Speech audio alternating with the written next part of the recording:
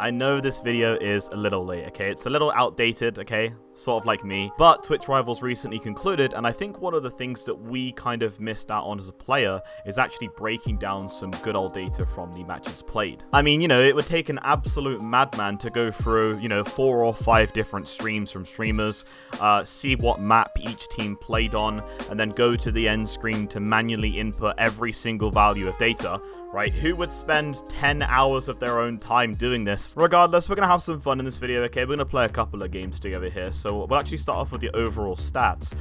So first of all, how many eliminations do you think everyone scored in Twitch Rivals for the finals combined? Is it A, less than 500, B, 500 to 1,000, C, 1,001 to 1,500, or D, more than 1,500? If you said C, well, you're incredibly unlucky, because it's actually D, more than 1,500. To be very specific, the total eliminations was 1,501. I'm sorry. Alright, okay, come on, it was close. Yes, so we had 1,501 eliminations, we had 1,201 assists, 1,504 deaths, and then finally 422 total revives as an overall for the event. So we'll break down the top 3 for each category. At first place was LVNDMARK. He actually had the most by a little stretch, actually. It was 112 eliminations out of the 15 matches played. Second was Baylis with 102 eliminations. And then third was Detailed TV with 98 eliminations. Of course, something to obviously note is that those 3 people that were at the top were actually all heavy classes as well. So again, it's kind of showing you that stuff. And actually, we have some really cool data on the contestants, not classes, contestants to go through in the video as well. For the assist, we actually surprisingly had LVNDMARK all the way at the top with 91 assists, and actually surprisingly it was miles ahead of anyone else.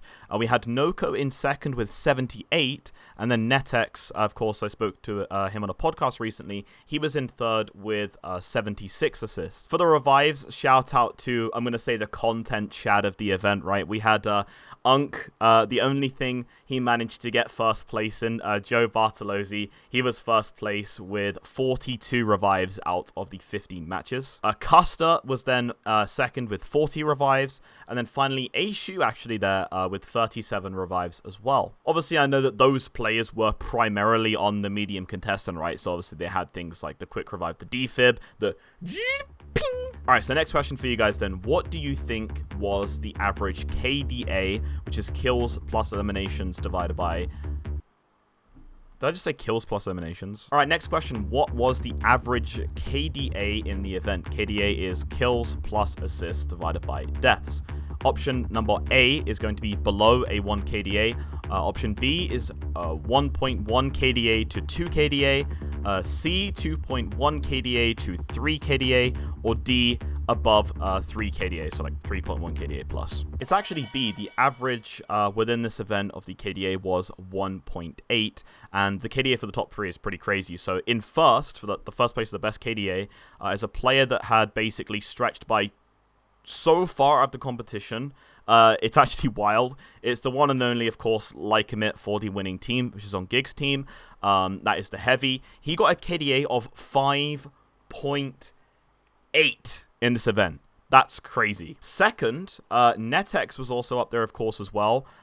He's from Giggs' team, if you guys are wondering who finished first place. He actually had a KD of 4, so that dropped from 5.8 to 4 is nuts. And obviously that's mainly thanks to, of course, as NetX's sheer assist rewarded. You guys could say, you know, I'll break down the KD instead of KDA, because obviously the values would be a little bit different, but I think assists are pretty important in the finals. Finally, third is actually my MVP of this Twitch Rivals tournament, and we'll kind of get onto that a little bit later, but that is going to be Baylis TV with a KDA of 3.2. And again, there's some charts and stuff on the screen. You can kind of see how crazy it is that, like, by far, how above that these players were against like the average. Yes, and obviously I know people are going to say in the comments, you know, THiiXY, this doesn't matter, there was a new streamers, new things, it doesn't make out. Okay, fine. But, you know, it's still pretty cool to see them still holding their ground, especially when they are against some of the best overall kind of FPS players in this entire scene. Yeah, I know that some of them were playing the finals for the first time, but some players in these lobbies were pretty damn good, and there were some stacked teams that they were up against. Alright, so let's just check out then the breakdown by role. Okay, we're going to move on for the players. Let's take a look at kind of LVNDMARK side of things, right? So I call it role, obviously, it was by contestant. So how did each contestant perform per class compared to each other in this event? So this is a radar chart, and it's basically showing red for heavy, blue for light, and green for medium, where it actually ranks up against the competition of each other. Obviously, the data here is, it is more on the bias side, right? Because most of the newest streamers overall were put on the medium role. But just look how far ahead Heavy is, again, just against that competition for eliminations. I mean, Heavy is really cooking hard. And I actually bet that this trend is pretty similar across the board in the regular games as well, with Heavy obviously being the most by far, then followed by like medium and light pretty close, in World Tour being matched closely together. I think that obviously people are kind of, saying that light is more of that like fragging class, for example. You can have medium on that fragging class too. But Heavy really is not just the controller right now in the finals. Heavy is the fragging class right now too. And obviously it really depends on how you split it, right? Because you have the shotgun for Heavy, get up and close and personal. You need to get set up by medium's movement utilities, right? The zipline and the jump pad, for example. Or you can have a longer range Heavy with the Lewis gun, like GiGZ was running. And it was actually really cool seeing the difference between GiGZ and Baylease in this tournament, because Baylease was using the SA-12 shotgun, and he was really getting up in the faces of everyone, kind of charging, getting pretty close. But GiGZ was also kind of doing the same thing as well, but instead with the Lewis gun. So it was actually pretty interesting how it worked out. Obviously, I think GiGZ sees the Lewis gun as a bigger value drop-off than the SA-12 shotgun, especially after all the nerfs that Heavy had been gotten for that weapon. And I'm actually quite interested as to why Baylease still uses that shotgun, because when I'm watching Baylease play, he does incredibly well with it, right? But sometimes he takes some shots, I'm like, wow, how did that light not die from like a really close range shotgun? Alright, so next up is the per map breakdown, and we're gonna do like another questionnaire for you guys. If you can guess what map had the most eliminations rewarded to, we have A, Seoul, B, Vegas, C, Monaco, or D, Horizon. I call it Horizon, it's the CIS Horizon. Okay, to be fair, it was actually very close between Seoul and Horizon, but just scraping by with that victory was the answer of D, it's Horizon. Horizon actually got 307 eliminations in total. Seoul was then next at 305 eliminations, Skyway Stadium at 301, Monaco was 297. And then I guess you could say like the safest map in the game, or like not in the game obviously, but the safest map for this event specifically was actually Las Vegas. It had the least amount of like combat on that map, and actually it had 291 eliminations. So I actually said earlier that Baylease was my MVP of the THiiXY Rivals event, and this player I think has one of the most recorded hours so far in the finals, which is pretty crazy. This player streams like 24/7. Every time I'm online, this person's streaming. He grinds out matches like no other. So I was also reviewing the matches from Baylease, and I just want to also give a pointer to his teammates as well. So he was playing with Nate, who formerly came from Apex Legends, transferred his skill over to the finals, plays the finals incredibly well.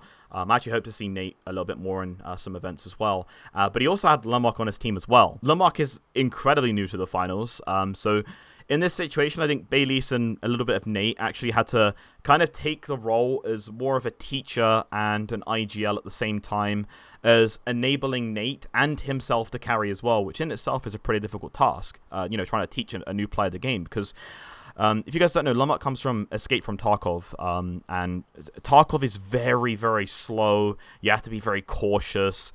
Sometimes it requires you to make super fast decisions and calculations just so you stay alive. And, if I was playing with LVNDMARK for the first time, or teaching him how to get good at this game, we know that his expertise on spawns from like Tarkov, like boss locations, high loot items, when to engage fights, when not to engage fights. Obviously, they didn't really have that time, so really it was just kind of, play the game, have fun, try and keep up with some simple calls from Baylease and Nate as well. But again, if you guys don't remember, we actually said that LVNDMARK had the highest assists compared to everyone else by a stretch as well within the Twitch Rivals event. So that's actually very impressive. I was going to go and break down the entire day that Bailey's played in Twitch Rivals, because I actually went in and I reviewed his team's VOD, and, you know, I found some weaknesses that Bailey's has as an individual. I found some weaknesses that the team had as an individual. Like, one example was some of the matches, Bailey's and Nate had two different decisions on what decision they wanted to do in the game, and that really affected them negatively early on, because there was two kind of calls, and they were like, wait, comparing to GiG's team, it was one call, this is what we're doing, right? But then obviously Bailey's and Nate had this kind of like 50-50 with like who's calling, and sometimes it really caused them to slip up. Obviously, it's only, you know, it's only Twitch Rivals, right? I'm just doing this stuff for fun. I'm trying to make unique content for you guys, and, you know, video ideas that people don't even think about making, right?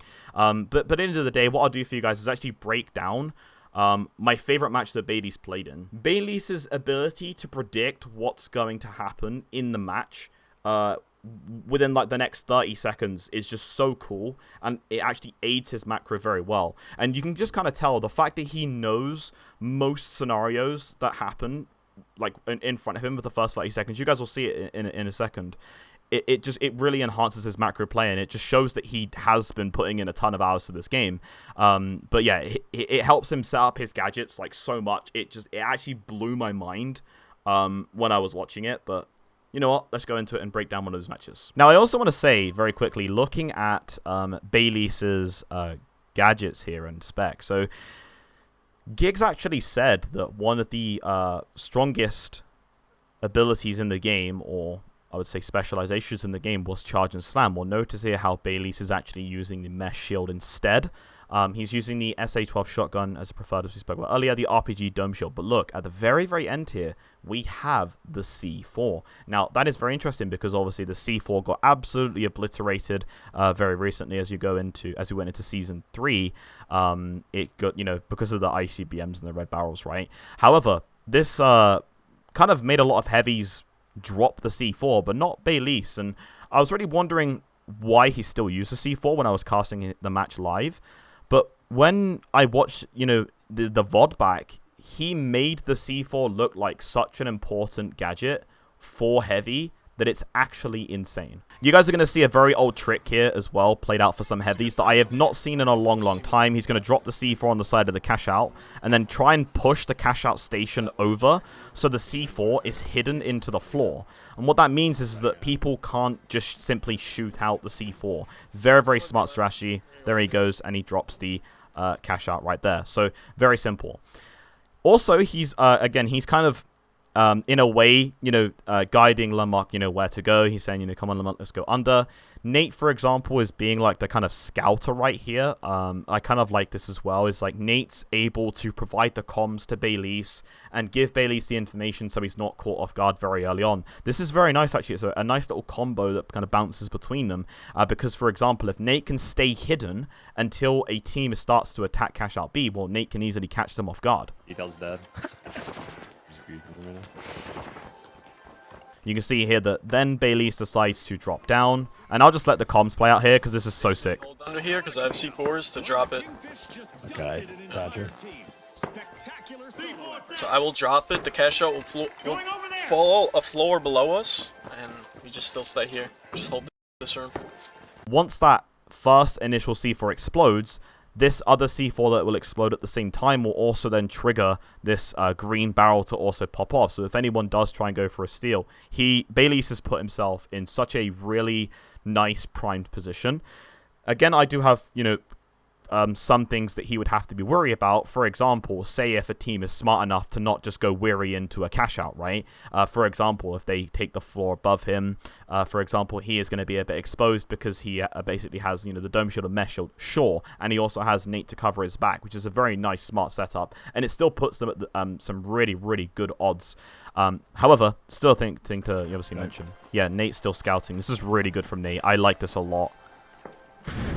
Really, really good from Nate here. Yeah. Okay, we can also see the red team has burned down so much time here. I got first. You can shoot the dome from bottom. And here we go, stealing.